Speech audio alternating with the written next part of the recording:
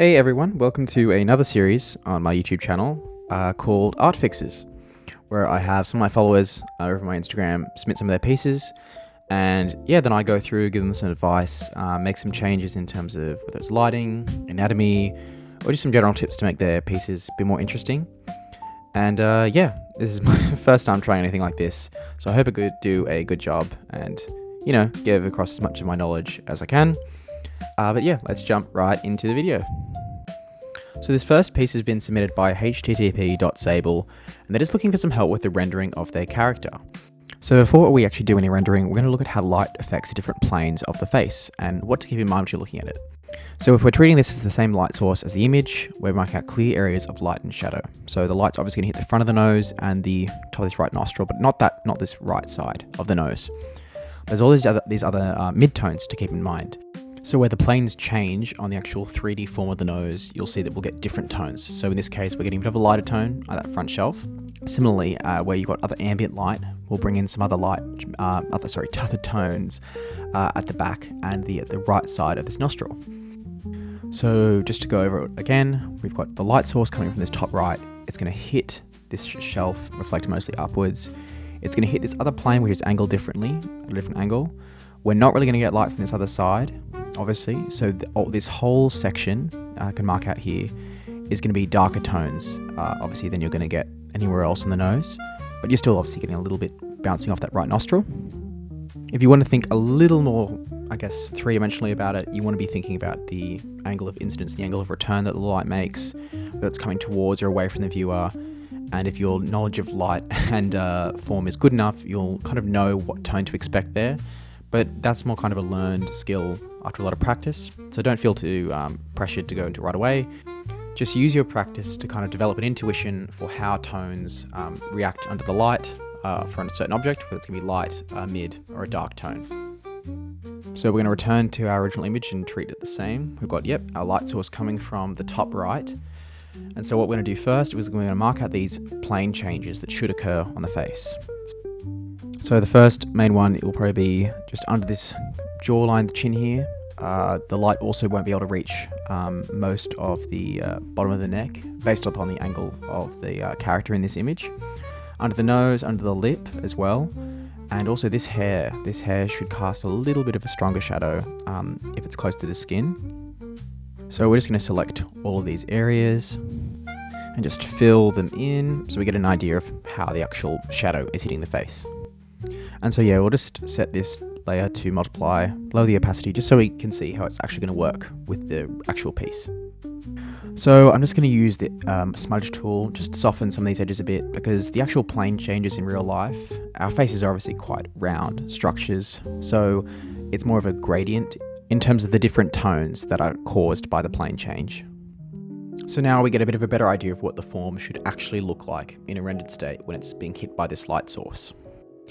And so now I'm just going to color pick from some of the darkest kind of tones I can see from this character's skin. Just bring a bit more form and darkness into these areas around the where the darkest tones are, which was under that chin, that jaw, and in the nose.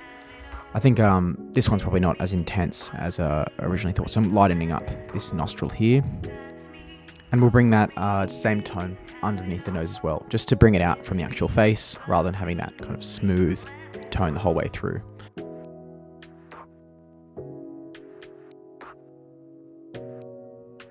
So I think I'll bring in an even darker tone for this area, actually where the neck is, just because you want to distinguish the actual face and the jaw, and we want to bring it further forward from where the actual neck is. So I just filled out that whole form there, and we'll just flip the canvas now, I think. It's always a good way just to refresh your eyes, just to see anything you're missing. And okay, so I think right away, the actual area where the bridge of the nose and the eyelids, just here, just the eyes, it's much darker on people. It usually doesn't catch a lot of light, and especially the fact that it's behind hair as well, it's going to be a lot darker.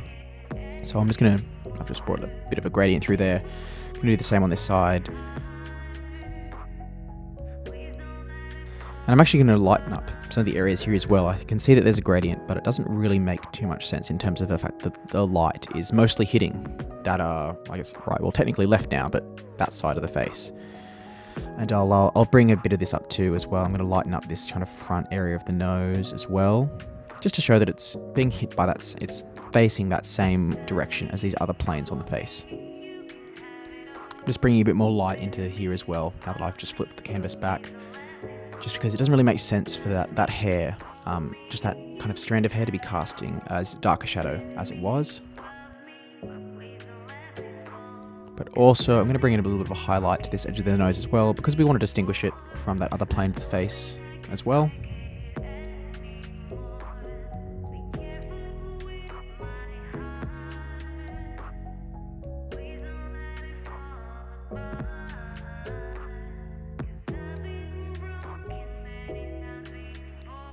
And I'm just going to fix up the nose here as well, where I just rendered over it.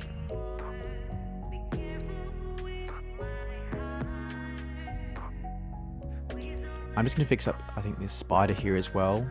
There's lots of interesting variety of color, really well with the rest of it goes really well with the rest of the piece, but it just needs a bit of a clearer distinction on where the actual shadow is. So I'm just going to add this in here because we're imagining this light source coming from the same place. Try not to get rid of too much of that really nice blue color there.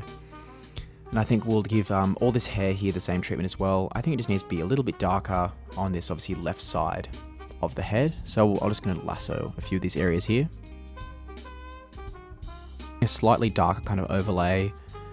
Also adding a bit more sharpness to those kind of blue highlights you've got there. They're really cool, but I just think the fact that some of them are rounded and some of them are straight, it's not really lending itself to a kind of hair-like form. I'm going to bring in this smudge tool as well, just because you do tend to see quite a few kind of smooth gradients when you actually see hair in real life. They're obviously round, smooth strands, and when they're together, they're often very curvy and wavy. They don't really take those straight, kind of rigid corners or forms. So you want to make sure it kind of looks a bit smoother across the whole surface. We're going to strengthen, and I'm also going to strengthen these shadows against the skin made by the spider's legs. Just because we know the actual legs of the spider are kind of sitting on or just above the person's face, we know that they're strong shadows. They're going to have a kind of a hard edge, and they're not going to be too deep or too far away from the actual legs themselves. And yeah, I am just using the airbrush tool here just to smooth out some of the edges a little bit as well. And so now just jumping back to a bit of a bigger view, I'm just going to bring a bit more of a darker tone through onto his right trap on this right side of the head, because obviously with that light coming from that top right of this image, it's going to cast, his head's going to cast, more of a shadow onto this, I guess, left from our perspective, side of his body. I'm just going to bring a bit more of a lighter tone, a bit more kind of ambient light reflecting up into this kind of neck area. And I'll bring in a little bit of color variation as well, just to make it clear the different forms of the neck within the shadow. And I'm just using that kind of light tone again to kind of make the area where the neck actually is a bit clearer. So looking back at the original piece, yeah, I feel like we've added a lot more form and depth through all the little rendering changes we've added to the character. So the second piece comes from Rakesolotl. I hope I haven't butchered that name. But they just want to help with their rendering and anatomy because they're trying to get a kind of fish lens type perspective with this character.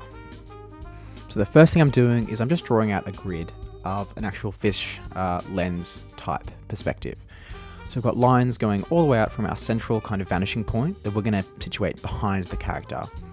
But then from each line, you've got these curved segments that I'm doing. So here on the right and here on the left, that everything bulges out to look kind of like you'd imagine a, I guess, net kind of frame of a globe would look. And so we're going to treat these lines just like simple vanishing point perspective, and we're just going to bend the form of our anatomy to match the direction of these lines. So we've got 4 main vanishing points and this central point to look for. So we just want our lines to converge along the outside of this kind of circle at the edge of the piece. So I'm just placing this piece to where roughly I think it sits in the perspective. I'll just lower the opacity, and then we'll go over it with a new kind of sketch just to make sure that the anatomy is correct for the purposes of what we're trying to do.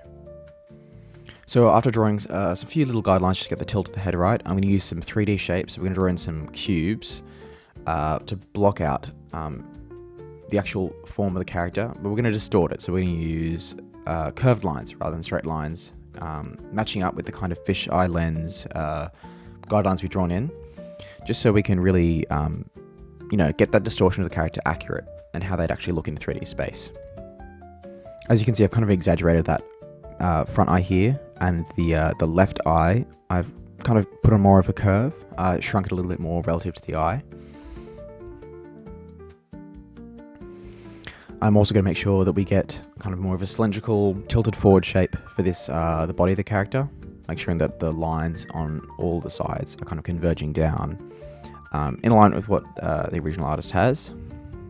But we're going to get rid of some of the guidelines here as well, just to clean up our sketch a little bit. For the most part, a lot of the other form work is actually already pretty accurate. I'm going to follow this curve in the bridge of the nose up to the eyebrow, push out the eyebrow. The mouth and kind of tongue shape all look pretty good as well. I am going to bring it down a little bit just to match the kind of distorted curve of the face in the fisheye lens perspective. On going back through, I am going to increase the size of this eye a little bit just to really push the kind of distortion you're going to see. As I'm drawing in the hair, I'm going to be a bit conservative, going to try draw more within the lines of the original piece rather than push the size of it anymore. If the hair kind of maintains a proportionate size, it's going to throw it off. It's just going to look like a face in kind of, normal field of view perspective. And I'm just going to draw in the rough framework of the furniture to match what's in the background of the image. Just literally following the guidelines, just doing straight lines that match the kind of curves that I've got in place. I'm pretty sure it was kind of cabinetry kind of furniture, so I'm just going to draw in that roughly. So now we have our sketch that's kind of an overlay that we're going to use to guide how we paint over the rest of this piece. So first we're going to bring in this left side of the face a little bit, use some of the blue from the background. We're going to balance out the shape of these shoulders here, bring this left one up and kind of match the color on the right side here. And also flesh out some of the fabric too. I'm going to start tidying up a bit of this hair on the left side, and I'll bring some of this dark shadow to reshape the left side of the face and shrink in the sides of that eye in line with the fish lens perspective. And I'll color pick this yellow color, and I'll probably actually, draw through both of the eyes. We'll really push the size of this main one here, but we'll keep that left one curved. And I just brought down the opacity of the sketch here, just so we can start using liquify. And we'll start adjusting certain areas of the piece just to make things a bit quicker. We'll bring like the mouth down, and we'll adjust some of this hairline here as well. We'll push it more away from the eye, just to really put the this central eye as the focus point and push out kind of the skin of the face there too. And we'll just tidy up around this eye a bit. We'll just render it a bit more to get that shape a bit clearer around the edges.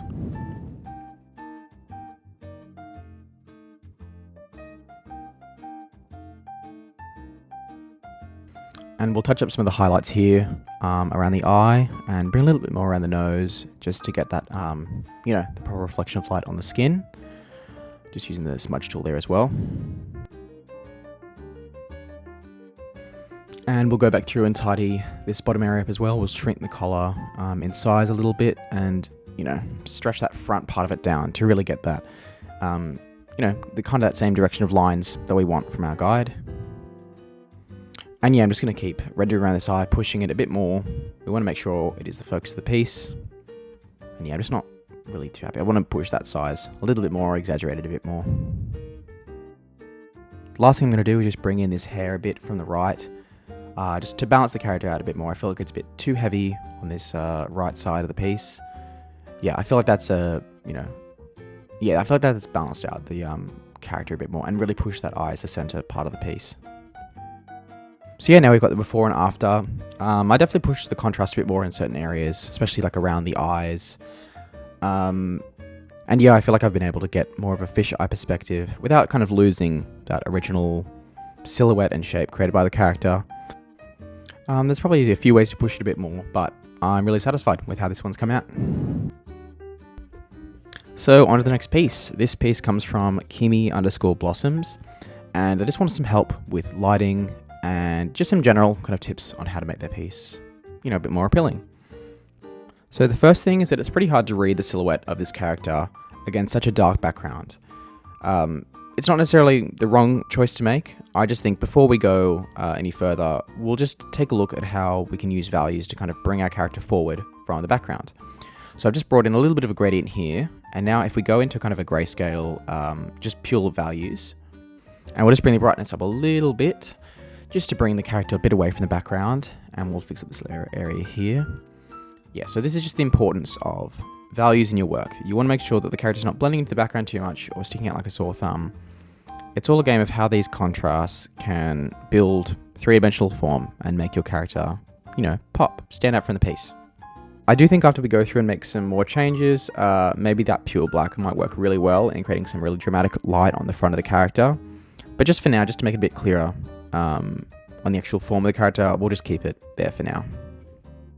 I really like the texture on this hair, but I think it would be a bit better if it was actually clear what the actual form of the hair is. So I'll just bring through my ink pen with this purple color here and just, bring some strands through, make sure it's clear that the light is actually hitting, a hair-like structure. It's going to create these lines. Also, if we have such a, dramatic and intense light hitting this character, we want to make sure that the areas of shadow are quite clear. So we're going to up the contrast across, this character's piece. I'm going to bring this area, where the hair is covering this side of the face, in kind of the underneath the eye as well, and also across the fingers as well. We're going to, kind of create slightly more intense shadows, just to really make that light pop.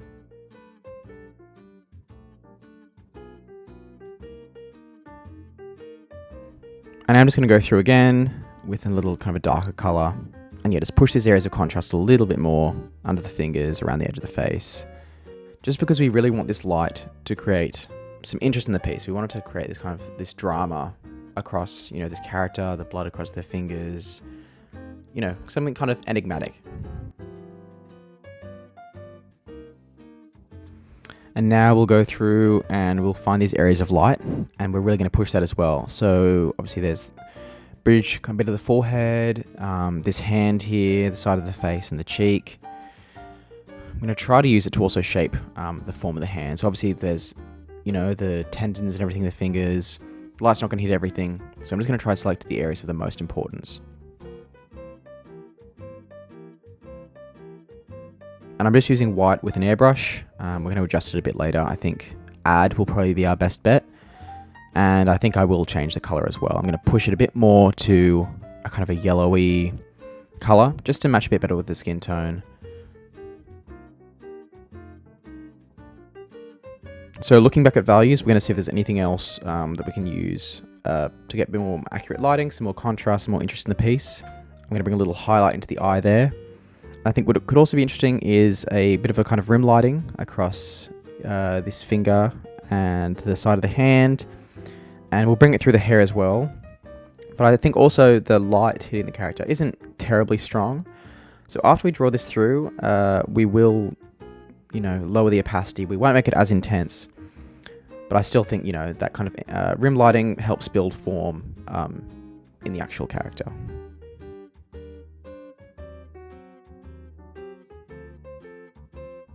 So I think by bringing it down just a little bit, it's still, giving that impression of the form, but it's not so intense that it's going to take away from the rest of the piece.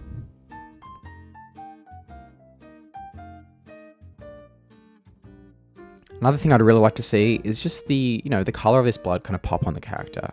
It's a point of interest, like the mystery, why are they bloody? What's going on here? So I'm going to bring through a pretty strong, pretty bright red as a kind of a bit of a base. And then I'm going to go back a bit later with some darker reds, because obviously it's not going to be completely fresh blood. Some of it's going to dry. So we'll bring through some darkness. And then we have those areas of, the super bright red and the darker red to create more contrast, a bit more interest in the fingers. We want to see what's going on there.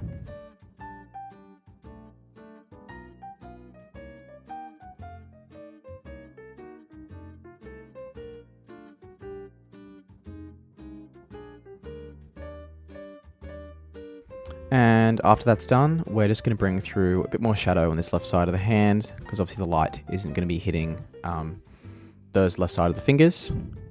And so yeah, now that we've actually fleshed out that front side of the character, I feel like, yeah, maybe we could bring a bit this black back in to around the character, create more of a vignette, and it'll really draw the eye to the important part of the dramatic lighting. I think it really works either way. Honestly, I'm actually really preferring this black lighting now.